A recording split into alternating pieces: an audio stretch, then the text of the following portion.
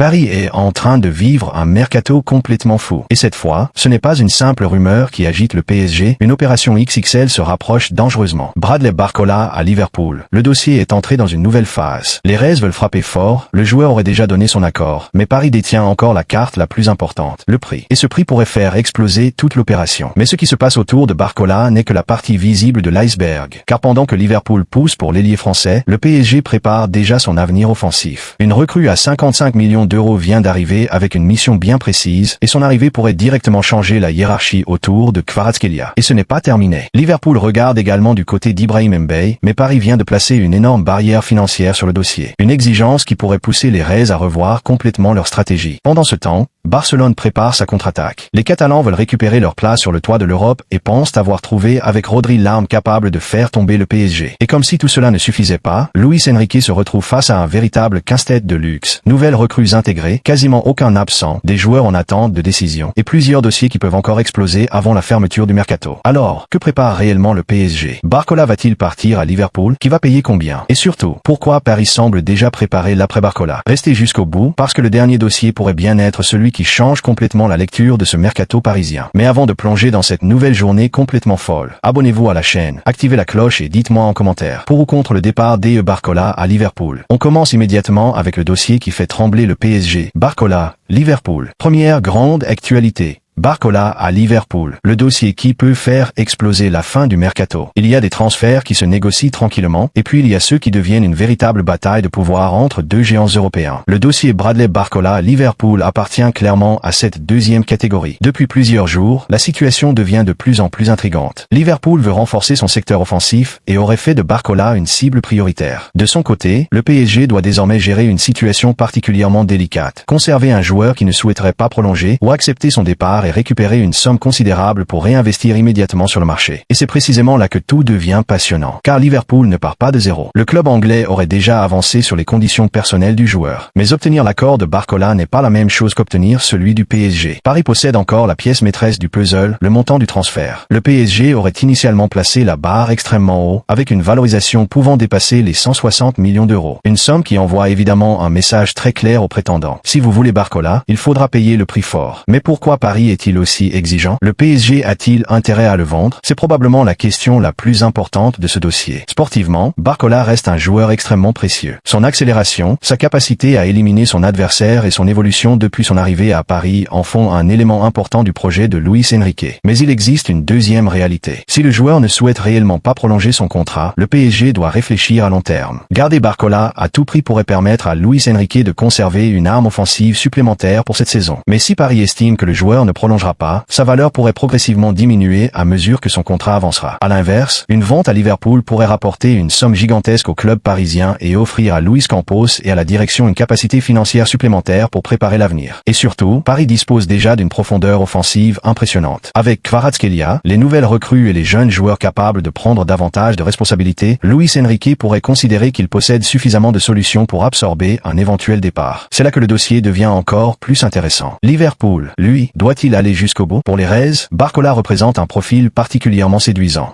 Liverpool cherche à maintenir une attaque capable de faire la différence dans les grands matchs. Et l'international français possède précisément cette capacité à créer du danger dans les espaces et à provoquer les défenses. Mais payer une somme gigantesque pour un joueur que Paris considère encore comme un élément majeur de son projet pose évidemment question. Liverpool doit donc trouver la formule parfaite. Un montant fixe très élevé, des bonus, un paiement échelonné, une structure permettant au PSG de sécuriser une énorme rentrée financière tout en donnant au reste davantage de flexibilité. C'est probablement autour de cette équation que les négociations vont se jouer. Et c'est justement pour cette raison qu'il ne faut pas forcément s'attendre à une annonce immédiate. Pourquoi le dossier pourrait s'accélérer à la fin du mercato? Dans ce type de négociation, le temps peut devenir une arme. Plus le mercato approche de sa fermeture, plus Liverpool devra prendre une décision, augmenter son offre ou abandonner. Et de son côté, le PSG devra également trancher. Si Luis Enrique considère que Barcola reste totalement impliqué dans son projet, Paris peut très bien décider de fermer la porte. Mais si la direction estime que le joueur a déjà la tête ailleurs et qu'une offre XXL arrive sur la table, alors la situation pourrait basculer extrêmement rapidement. Et c'est là que le scénario devient explosif. Un joueur qui ne souhaite pas prolonger, un club anglais qui le veut absolument, un PSG qui réclame une fortune, et un mercato qui entre dans sa dernière ligne droite. Une seule offre suffisamment importante pourrait donc déclencher l'effet domino. Et attention, parce qu'un départ de Barcola ne serait pas simplement une vente. Ce serait une décision stratégique majeure pour le PSG. Paris devrait alors déterminer immédiatement comment redistribuer les minutes offensives, comment protéger Kvaratskhelia de la surcharge et surtout si une nouvelle recrue doit encore arriver avant la fermeture du mercato. Autrement dit, Barcola pourrait être le premier domino, mais certainement pas le dernier. Alors, Liverpool finira-t-il par faire sauter la banque pour convaincre Paris? Le PSG acceptera-t-il de revoir ses exigences? Et surtout, Luis Enrique est-il réellement prêt à perdre Barcola au moment où Paris vise encore une nouvelle saison historique? Une chose est certaine, ce dossier est loin d'être terminé. Et plus on approche de la fin du mercato, plus chaque heure pourrait compter. Deuxième grande actualité. 55 millions d'euros pour God. Et Kvaratskhelia est prévenu. Le PSG vient peut-être de réaliser l'un des recrutements les plus révélateurs de tout son mercato. Mika God est officiellement parisien. 55 millions d'euros. Un contrat jusqu'en 2031. Et surtout, un message extrêmement clair envoyé à toute l'attaque parisienne. Parce qu'à première vue, une question saute immédiatement aux yeux. Pourquoi recruter un ailier gauche de 21 ans alors que Kvisha Kvaratskhelia occupe déjà cette position? Et c'est justement là que la stratégie du PSG devient particulièrement intéressante. God n'arrive pas à Paris pour simplement compléter l'effectif. Il arrive dans un secteur où la concurrence est déjà énorme, avec Kvaratskhelia, Désiré Doué et les autres solutions offensives du groupe. Mais il faut regarder cette opération avec une vision beaucoup plus large. Le PSG ne prépare pas seulement la saison prochaine. Paris est en train de construire une équipe capable de rester au sommet pendant plusieurs années. Et God correspond parfaitement à cette logique. Le Belge sort d'une saison exceptionnelle avec l'Ajax, avec 17 buts et 13 passes décisives en championnat selon les données rapportées après son transfert. À seulement 21 ans, le PSG ne recrute donc pas uniquement un joueur capable d'aider immédiatement Luis Enrique. Il investit sur un joueur qui pourrait devenir une pièce majeure du projet parisien. Et cela change complètement la lecture du transfert. Mais Kvaratskhelia doit-il s'inquiéter? Attention, cela ne signifie absolument pas que Kvaratskhelia est devenu indésirable. Au contraire, le Géorgien reste l'un des joueurs les plus importants de l'effectif parisien. Mais dans le projet de Luis Enrique, aucun joueur ne semble bénéficier d'un statut intouchable. Et c'est précisément ce qui peut rendre cette concurrence extrêmement intéressante. Kvaratskhelia sait désormais qu'un jeune joueur de 21 ans vient d'arriver avec une énorme ambition, une valeur de 55 millions d'euros et un contrat qui court jusqu'en 2031. Le message est simple, à toi de rester au-dessus. Et pour un entraîneur comme Luis Enrique, cette concurrence peut être une arme absolument redoutable. God pour remplacer Barcola, c'est probablement l'une des clés de cette opération. Si Bradley Barcola quitte effectivement Paris pour Liverpool, le PSG ne peut pas simplement laisser un vide dans son secteur offensif. Paris a donc besoin de joueurs capables d'apporter de la vitesse, de la percussion et de l'imprévisibilité. God peut entrer dans cette logique. Mais il y a une différence fondamentale. Paris ne semble pas chercher un simple remplaçant poste pour poste. Le club veut multiplier les profils capables de permuter, d'occuper plusieurs zones et de créer des problèmes aux défenses. C'est justement le type de polyvalence que Luis Enrique apprécie. Et c'est probablement pourquoi cette signature est beaucoup plus importante qu'elle n'en a l'air. ETC est l'accent grave que Kvaratskhelia entre en JE. Imaginez maintenant la situation. Kvaratskhelia est installé. God arrive. Doué peut également évoluer dans cette zone. D'autres recrues offensives sont présentes. Et Luis Enrique dispose désormais d'une quantité impressionnante de solutions.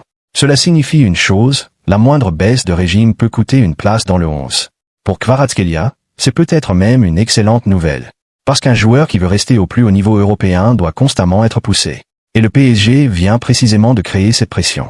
Le vrai plan de Paris. À mon sens, il serait donc beaucoup trop simple de présenter God comme le concurrent de Kvaratskhelia. La réalité est probablement plus ambitieuse. Le PSG veut construire une attaque capable de fonctionner avec plusieurs configurations. Un jour, Kvaratskhelia peut être titulaire. Un autre, God peut entrer en jeu et apporter de la fraîcheur. Doué peut changer de position. Ferran Torres peut offrir une autre solution. Et Luis Enrique peut modifier complètement son animation offensive en fonction de l'adversaire. C'est exactement ce type de profondeur qui peut devenir déterminant en Ligue des Champions. Et quand on sait que Paris vient de remporter 2 Ligues des Champions consécutives, la logique devient encore plus évidente. Le club ne veut pas simplement conserver son niveau. Il veut empêcher les autres de le rattraper. D'ailleurs, le PSG est actuellement considéré comme le grand favori pour conserver son titre de Ligue 1, avec un effectif renforcé notamment par Ferran Torres, Akliouche, Digne et God. Alors maintenant, une question mérite d'être posée. Kvaratskhelia va-t-il utiliser cette nouvelle concurrence pour franchir encore un cap, ou God pourrait-il rapidement venir bouleverser la hiérarchie?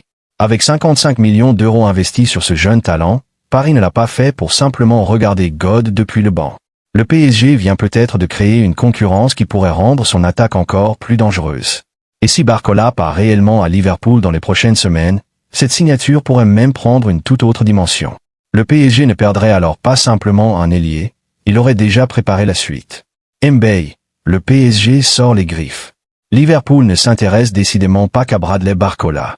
Les Reds avancent également sur Ibrahim Mbaye, jeune talent parisien de seulement 18 ans, et le dossier commence sérieusement à chauffer.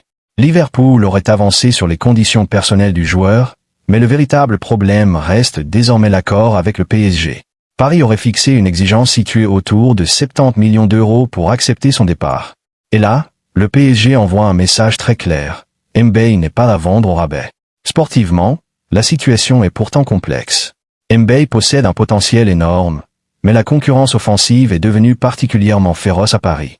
Kvaratskhelia est installé, God vient d'arriver, Doué peut évoluer sur plusieurs postes et Luis Enrique dispose de nombreuses solutions. Pour le jeune Parisien, Liverpool pourrait donc représenter une opportunité d'obtenir davantage de responsabilités. Mais pour Paris, accepter 70 millions d'euros signifie prendre un énorme risque, vendre aujourd'hui un joueur qui pourrait valoir beaucoup plus demain. C'est tout le dilemme. Et surtout, le scénario devient encore plus spectaculaire si l'on ajoute Barcola. Liverpool veut-il réellement récupérer 2 joueurs offensifs du PSG dans le même mercato?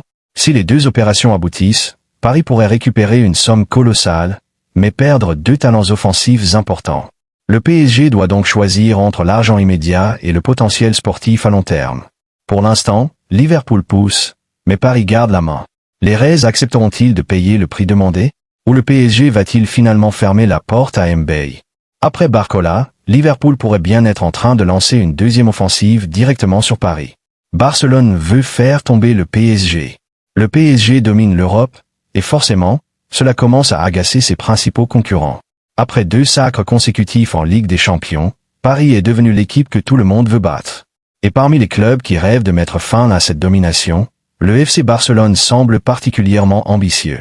Les Catalans veulent reconstruire une équipe capable de rivaliser avec les meilleurs et comptent notamment sur Lamine Yamal, mais aussi sur l'arrivée de joueurs capables de renforcer considérablement leur milieu de terrain. Le nom de Rodri est évidemment au centre de cette ambition. Pourquoi Rodri pourrait-il changer autant de choses? Parce que le Barça ne chercherait pas simplement à recruter un grand nom. Le club voudrait ajouter un joueur capable de contrôler le rythme des matchs, de sécuriser la possession et de donner davantage de maîtrise à une équipe déjà très technique. Et c'est précisément ce qui pourrait poser problème au PSG. Paris a imposé sa domination européenne grâce à son intensité, son pressing et sa capacité à contrôler les grands rendez-vous. Barcelone veut donc construire une équipe capable de répondre à cette puissance collective. Mais le PSG possède encore un avantage énorme, la continuité. Luis Enrique connaît son groupe, son système fonctionne et Paris dispose désormais d'une profondeur impressionnante. Barcelone, lui, doit encore transformer ses ambitions en résultats. Et c'est là que cette future confrontation devient passionnante. Le Barça pense-t-il réellement pouvoir détrôner le PSG dès cette saison? Une chose est certaine. Les Catalans ne veulent plus simplement participer à la Ligue des Champions. Ils veulent reprendre le pouvoir en Europe. Et si Barcelone parvient à construire l'équipe espérée autour de ses jeunes talents et de renforts majeurs, le PSG pourrait enfin avoir devant lui un véritable concurrent capable de lui poser de sérieux problèmes. Paris est prévenu, l'Europe entière commence déjà à préparer sa riposte. Et voilà, c'est tout pour cette nouvelle journée de Mercato. Mais une chose est certaine. Le PSG n'a pas fini de faire parler. Entre Barcola qui se rapproche de Liverpool, le dossier Ibrahim Mbaye qui devient de plus en plus brûlant, Mika God qui arrive avec l'ambition de bousculer la concurrence, et Barcelone qui rêve déjà de détrôner Paris en Europe, le mercato parisien est loin d'être terminé. Et le plus fascinant, c'est que plusieurs de ces dossiers pourraient encore évoluer dans les prochains jours. Une offre améliorée de Liverpool, une décision du PSG, une nouvelle recrue ou même un retournement de situation, tout peut encore basculer. Alors maintenant, c'est à vous de me dire. Barcola doit-il rejoindre Liverpool? Le PSG doit-il accepter 70 millions pour Mbaye? God peut-il réellement concurrencer Kvaratskhelia? Et surtout, Paris peut-il conserver sa domination en Ligue des Champions une saison de plus? Dites-moi votre avis en commentaire, parce que vos réactions peuvent complètement changer le débat. Si vous avez aimé cette vidéo, likez, abonnez-vous à la chaîne et activez la cloche pour ne manquer aucune nouvelle information sur le PSG et le mercato. Le mercato n'est pas terminé, et à Paris, la prochaine bombe peut tomber à n'importe quel moment. On se retrouve très vite pour une nouvelle actualité PSG. Allez Paris!